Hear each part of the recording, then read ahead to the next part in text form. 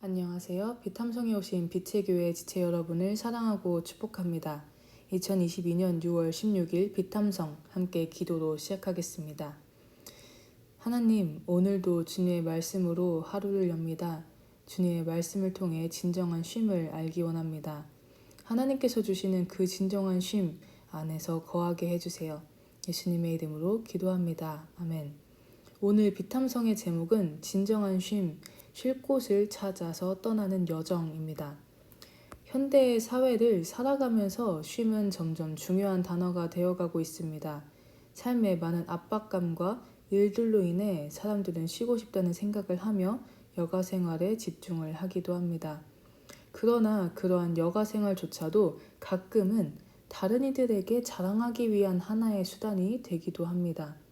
모든 억압과 고통에서 떠나고자 쉼을 선택하지만 그 쉼으로 보이는 것조차도 다른 이들에 대한 질투를 만들어내며 또 다른 억압과 고통을 불러오는 것이죠. 오늘은 이 세상의 모든 것에서부터 벗어나 우리를 지으신 하나님께서 주시는 진정한 쉼은 무엇이며 이 진정한 쉼은 어떻게 얻을 수 있는지 오늘의 본문을 통해 알기 원합니다. 오늘의 본문으로 들어가겠습니다. 마태복음 11장 28절입니다. 수고하며 무거운 짐을 진 사람은 모두 내게로 오너라. 내가 너희를 쉬게 하겠다. 아멘. 여기에서 수고하며 무거운 짐을 진 사람을 원어로 살펴보면 동분사 완료형 수동태의 형태입니다. 수고하며 무거운 짐을 진 사람의 짐은 자신이 원해서 지었던 그 짐이 아니고 짐을 진 사람은 또한 자신의 짐을 지었다가 벗었다가 할 수 있는 것이 아니라는 것입니다. 즉, 이 짐을 진 사람은 누군가가 이 짐을 그 사람에게 지워준 것이고 이 사람은 그 짐을 벗을 수 없어서 지금까지도 이 짐을 지고 있다고 이야기하는 것입니다. 수고하며 무거운 짐을 진 사람이 가지고 있는 이 짐은 무엇일까요? 인생의 짐, 자신의 죄로 인해 마귀가 지워준 짐, 무엇인가 따라야 할 것 같은 세상의 소리들이 지워준 짐일 것입니다. 많은 짐들은 사람들의 어깨 위에 올라와 있습니다. 사람들은 이 인생의 짐을 열심히 지고 매우 수고하며 살아갑니다. 이러한 수고가 자신의 미래를 빛내줄 것이라고 믿으면서요. 하지만 세상은 우리에게 다르게 이야기하는 것 같습니다. 전도서 2장 11절입니다. 그러나 내 손으로 성취한 모든 일과 이루려고 애쓴 나의 수고를 돌이켜보니 참으로 세상 모든 것이 헛되고 바람을 잡으려는 것과 같고 아무런 보람도 없는 것이다. 아멘. 미래만을 바라보며 내 어깨에 있는 이 짐을 옮기며 수고하며 고군분투하였으나 돌아보면 세상의 모든 것들은 헛되고 헛된 것들일 뿐입니다.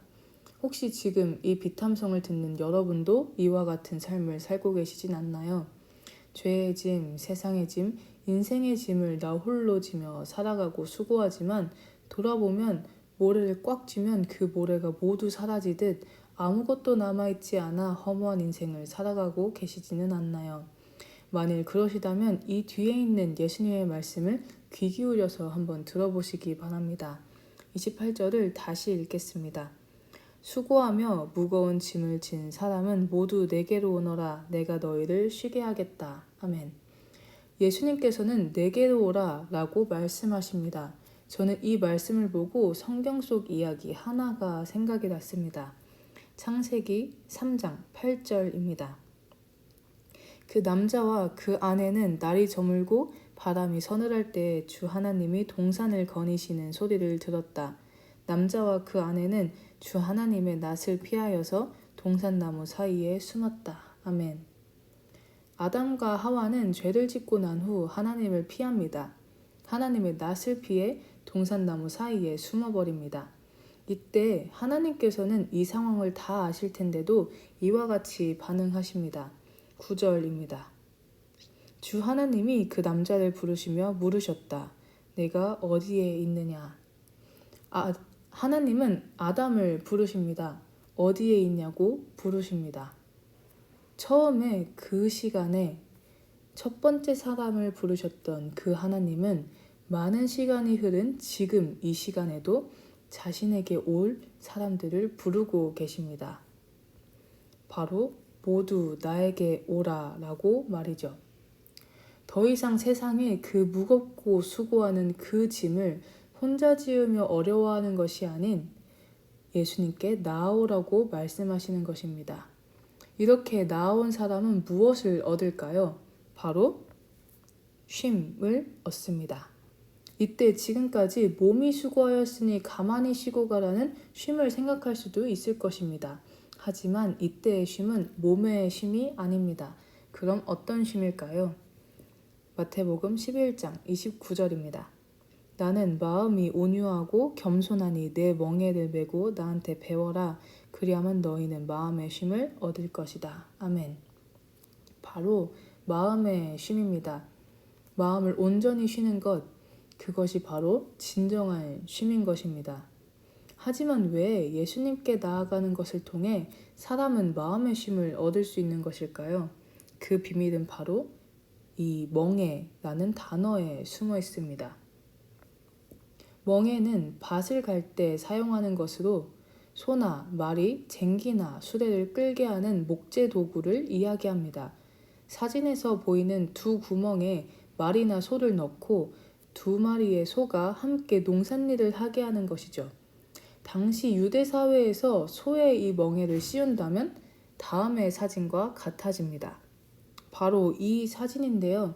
특이한 부분을 보실 수 있을 것입니다. 바로 두 소의 크기가 다르다는 것이죠. 당시 유대 사회에서 멍에를 두 소에게 씌울 때에는 특별하게 큰 소와 작은 소 두 마리를 사용하였습니다. 이를 많이 해서 힘이 세고 노련한 큰 소와 함께 작고 약한 이 작은 소를 한 번에 사용하여 이 작은 소가 큰 소에게 농산일을 배우도록 했습니다. 즉, 큰 소가 일을 거의 다 하게 되는 것이죠. 그리고 이 작은 소는 이 큰 소에게 많은 것들을 배우게 되는 것입니다. 예수님께 나아오기 전의 삶은 혼자 모든 것을 짊어지며 수고하고 애쓰지만 아무것도 얻어지지 않는 삶입니다. 그러나 예수님께 나아와서 예수님의 멍에를 지는 그 삶은 예수님께 기대어가는 예수님께 맡기는 삶인 것입니다. 이 삶, 예수님의 멍에에 대해 예수님께서는 다시 한번 이렇게 말씀하십니다. 30절입니다. 내 멍에는 편하고 내 짐은 가볍다. 아멘. 내가 원하지 않았던 내가 혼자 지는 나의 짐은 무겁고 허무하기만 합니다. 하지만 예수님의 멍에는 예수님께 의지하기에 나에게 편하며 가벼운 것입니다. 이 말씀을 공부하며 저의 예수님을 만나기 전과 후의 모습이 생각이 났습니다. 예수님 만나기 전에 저는 제가 혼자 저의 삶을 책임져야 한다고 생각했습니다. 모든 것은 저에게 부담이었고 지나보면 내가 이걸 하려고 이렇게 힘들었나? 라는 생각이 드는 허무한 시간들이었습니다. 하지만 예수님을 만나고 난 후 저는 저의 삶이 이 세상을 만드시고 저를 사랑하시는 하나님의 것이라는 걸 알게 되었습니다. 저의 삶의 주인이 제가 아니기에 삶은 부담이 아닌 감사가 되었습니다. 물론 가끔 삶에 어려운 순간들이 오고 눈물도 흘리지만 그 모든 순간들조차 가장 좋은 것으로 바꾸실 좋으신 하나님을 믿고 의지하며 지금 이 순간을 살아가고 있습니다. 지금 이 순간 혹시 예수님을 만나지 못한 분이 계시다면 너무도 지금 이 순간 모든 짐을 혼자 지고 어려운 삶을 살고 계신 분이 계시다면 예수님께 나아가라 라고 말하고 싶습니다. 지금 이 순간에도 예수님은 당신을 기다리고 계시며 나아오라 말씀하시고 계십니다. 기도하심으로 오늘의 비탐성을 마치겠습니다. 하나님, 진정한 쉼을 주신 하나님을 찬양합니다. 나의 모든 삶의 주인이 제가 아닌 하나님이 되어주심에 감사합니다. 오직 하나님께 나의 모든 삶의 순간들을 맡깁니다. 주님께서 이끌어주시고 이루어주세요. 감사합니다. 사랑합니다. 예수님의 이름으로 기도합니다. 아멘.